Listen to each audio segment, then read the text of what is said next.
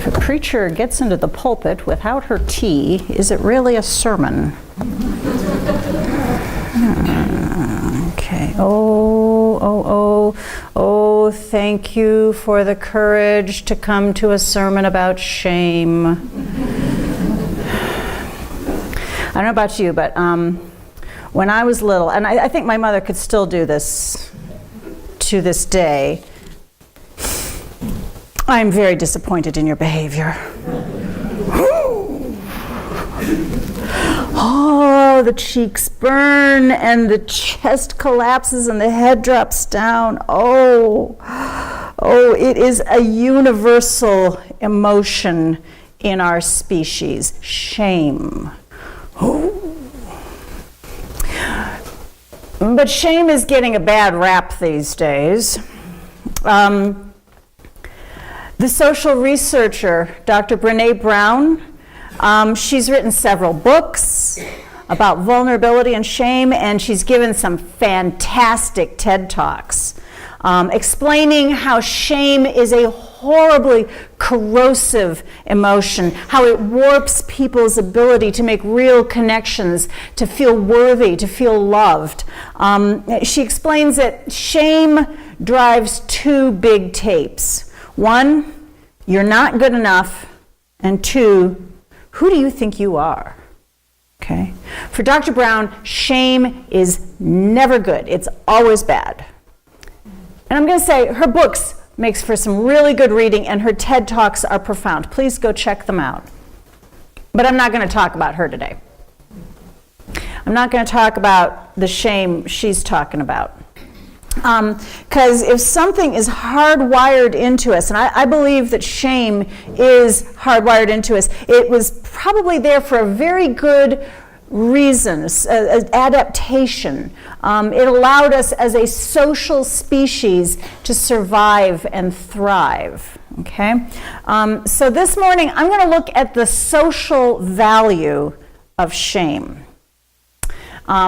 And I was discussing it with my friend Linda. She's another minister. We were both writing about shame, and she came up with this. She said, honor and shame are two sides of the same coin. They are currency. They are the currency of moral behavior. Shame is the emotional reaction we experience when we sense that we have failed to appropriately conform to societal expectations. It's neutral in and of itself, but when applied is phenomenally powerful and can be used for great good or great evil. Okay. Linda and I were both drawing upon the work of Dr. Kwame Anthony Appiah, who wrote a book called The Honor Code. And in his book, he makes the argument that entire societies have undergone moral revolutions out of a desire to maintain honorability. In his book, he examines the practice of dueling among gentlemen in 18th century England and foot binding in China, binding the feet of the girls, and the role that the British had in the Atlantic slave trade. Because all of these were cultural practices, some of them legal or illegal, but all of them practices that had been seen as proper or just or honorable, but then they became seriously dishonorable in a very rapid pivot in their societies. And in each of these examples, Dr. Appiah points out that it didn't matter what the law said, it didn't matter what about data or logic or reason, that didn't usher in these revolutions. Emotions did the work.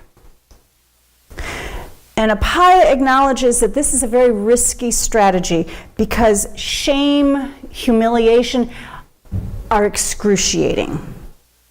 We've seen researchers have shown us that people experience the loss of social status, and that includes the feeling of shame. They experience this as a physical danger.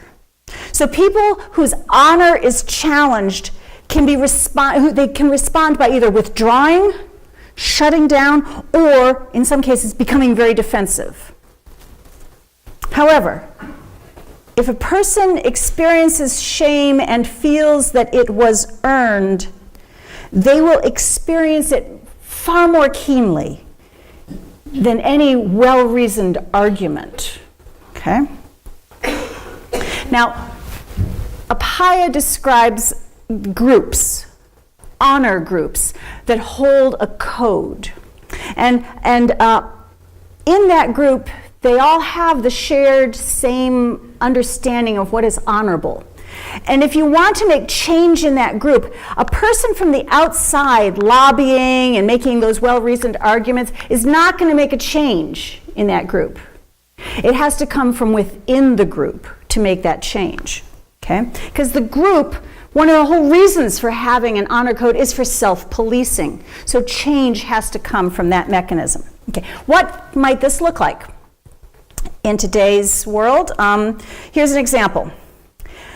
Back in the 1970s, ministers were just like everybody else, which meant that many of them found themselves flouting or bending or ignoring the conventional rules on sexual conduct.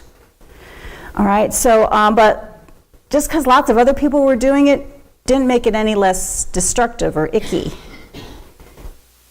And as more women started entering the ministry in the 1980s, they began to call these behaviors misconduct, ministerial sexual misconduct. And they began to call out their colleagues who were misconducting.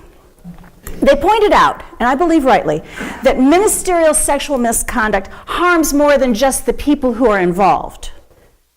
It is a serious breach of trust, and it can lead to really serious problems in the entire congregation, and it reverberates for decades. Naturally, these women were shushed and belittled and dismissed as just being hypersensitive, but they persisted because they saw that it was harming the people that ministers are supposed to help, and it was casting a pall of shame upon the whole profession. They didn't just challenge the behavior as unprofessional of the individual. They challenged this behavior as dishonorable to the whole profession. And it worked. And nowadays, especially in our denomination, ministerial sexual misconduct is no longer just laughed off or brushed off or swept under the rug. No. It is brought to the attention and people are held accountable. I just got a letter this week naming a minister who was removed from fellowship and removed from membership because of his misconduct. We say their names, we all know who they are, and we all know what went wrong. Well, we don't know always, but we try. So that's one group. Here's some others. Other groups with very clear codes. Hunters have a code of honor. It's taught from elder to youth. It includes things like only hunt what you are going to eat. Never hunt alone. Never point your weapon at a person. Only take a clean shot. And if you can't trust the others in the group to act honorably, don't hunt with them. I had to ask a hunter to make sure I was getting this right. All right? Because it's a real code. It's a code that goes above and beyond the laws and regulations that are set out by, the Texas Department of Public Safety and Parks and Wildlife. They have laws, but then there's a code above that. It's a code about honorable conduct, and it holds them accountable, not just to safety, but to the sustainability of their community of other hunters. And of course, individuals are going to mess up. But if the community wants to be considered as honorable, the other hunters will point out behavior that is unhonorable. What does that look like? That maybe that youth will have his gun taken away for the rest of this hunt. Next time, maybe. It might be, we got a different deer lease this year. We'll catch you another year. I don't want to be around you if that's the way you're going to be. Some of the strongest honor codes are held among people who deal with the really thin parts of our society. People like police, law enforcement, firefighters, doctors, EMTs. These people are expected to set aside their personal biases and serve the person who's in front of them. The honor codes of the military go beyond just safety and regulations. Honor code in the military calls each soldier to an understanding of mutual accountability to something larger than the self. I've never been a soldier, I've never been a doctor, but I totally get this. At our martial arts school, we have a school philosophy. It's part of our honor code. Every student is expected to abide by this code and philosophy. We have a philosophy of honor, family, selfless service. We have a philosophy where before doing anything, you must 3 times consider, 3 times have patience, 3 times forgive. We recite these words at the beginning of every class, and a student is never going to get above white belt until they can recite those words and explain a little bit about what they mean. Why? I thought we were teaching martial arts. Why philosophy? It's because we're teaching people how to hurt other bodies. And we have to make sure that when they're here in class, we are responsible for their safety here in class, but we can't be with them when they leave the school. So we have to make sure that they're not going to use what we teach them to go out and hurt other people. So we watch them very closely when they're in our school to see how well are they internalizing this honor code.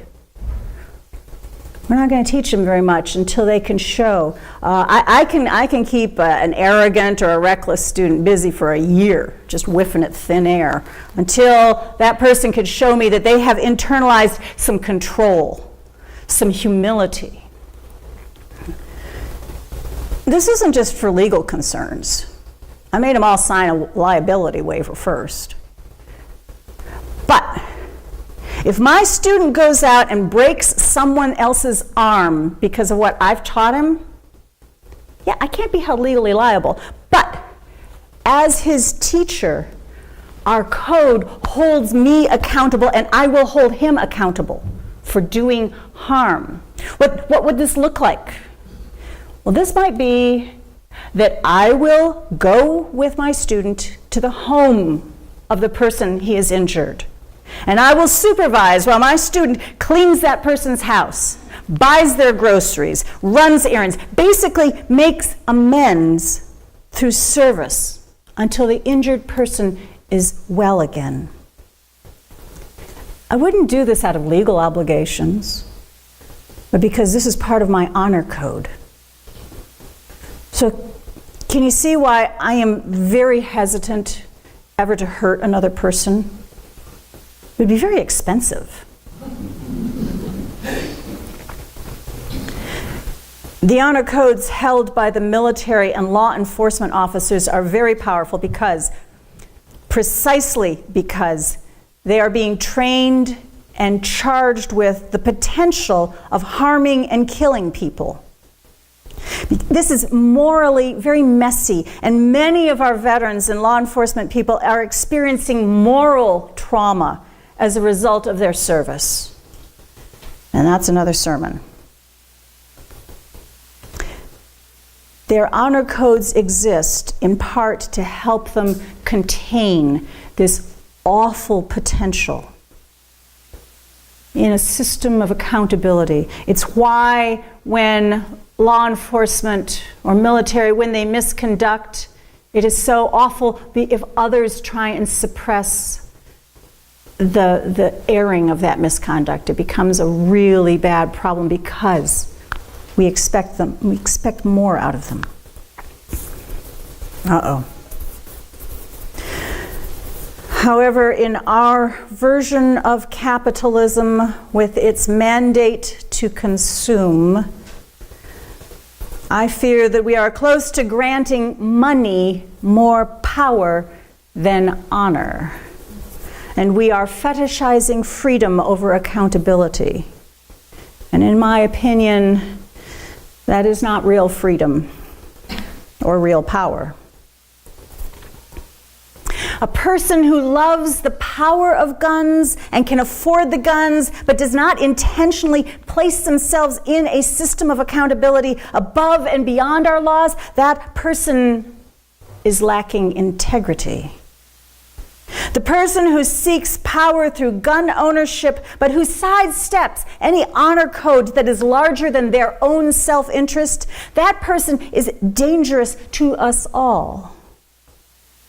That person is conducting themselves as if having money is all the accountability they need. I'm going to call that honor fraud. And if we allow citizens to wag around guns without allegiance to a code larger than their own self-interest, these people are buying power through intimidation and fraudulently claiming honor. Ew. It's as if they don't trust our military and our law enforcement, who we have charged with the responsibility of keeping us safe. It's as if they don't trust them. So why should we trust them? And even weirder, these are often the people who want to say that blue lives matter and that kneeling is dishonorable. Okay, now it's time for the now what. Okay, because we're taught in preaching class that you have the so what, you have the what, the so what, and the now what. We're at the now what part. First, I'm going to ask you to consider which honor codes you might observe and hold yourself to. Perhaps you're a professional that has legal requirements, but also has implicit and explicit expectations for your professional conduct. Maybe you play a sport that has rules, but also has expectations for sportsmanlike conduct. If you're having trouble identifying a group that you belong to, ask yourself, what would positively shock me if somebody I know did something that might not even be illegal, but was just unprofessional or unsporting or disgraceful or icky? What would make me ashamed for being part of that group if one individual in it erred? Okay. Now, if you can identify a group that you are part of, quit making any excuses for dishonorable conduct. Don't look the other way if another member is violating your code. Uphold the honor of your group. Call out shameful behavior. And then invite that person to do better next time.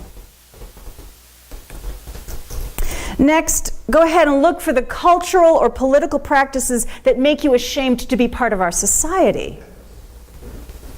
If your behavior was complicit, you can change that. I know you. But if there are shameful practices that are being conducted in your name, you are right to call them shameful and ask for greater integrity in your name. Here are some examples. If we're looking to bring about a social revolution around gun ownership in our country, we can either keep waiting for legislation, keep waiting, or we can start calling out certain behaviors as dishonorable.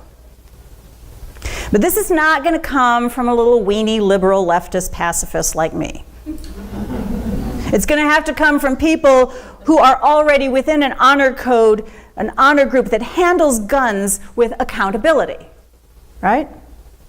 So, if you are a veteran and you know that civilians really don't need semi-automatic weapons at home or to shoot deer or protect themselves from intruders, demand that access to that type of weapon be restricted. And then if you are a veteran, would you also please demand robust mental health resources for all of our service members, veterans, and their families? Because 22 suicides a day is shameful for our society.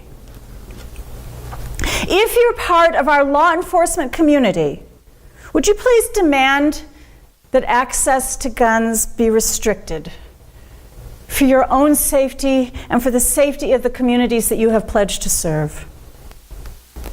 If you are a member of a family that hunts, I'd like to talk to you about some venison or wild boar. If you're a member of a family that hunts, make it part of your family's honor tradition that you do not practice shooting at targets that are in the shape of human beings. For the rest of us, let's go ahead and call out the politicians who have traded our safety for their financial gain. All right? I'm not sure if our politicians even have a sense of shame, but let's go find out. Let's send them the photos of our dead and place the names of our suicides and our mass shooting victims. Give the names in front of them as they vote. And then let us make sure that we show up and we vote our conscience. We vote for an honorable society at every chance we are given. Because I want you to remember, this revolution is not going to arise from reason or data or logic. Hasn't yet. Not going to. This is going to arise out of a sense of honor, integrity, and the judicious use of shame. May it be so.